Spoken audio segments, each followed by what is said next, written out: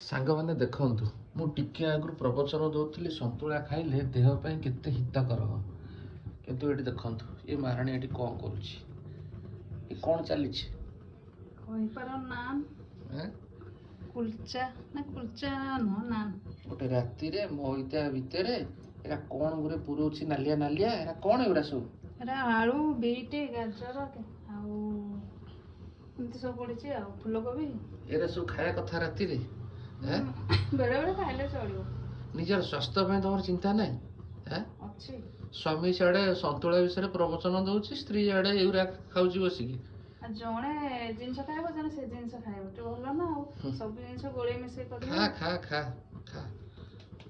ଆ ସହିତ ଆଉ କ'ଣ ହବ ନା ଏଇଟା କେବଳ? ଚଟଣି କରିବି ଯେ ଡେରି ହେଲାଣି, ଏଇଟା ପରେ ଖାଉଥାନ୍ତୁ ତାପରେ ଚଟଣି କରିବି ଆଉ। ନା କେତେ ସେ ମଇଦା ପୁଣି କରିଛି, ବୋପାଲୋ ମସଲା।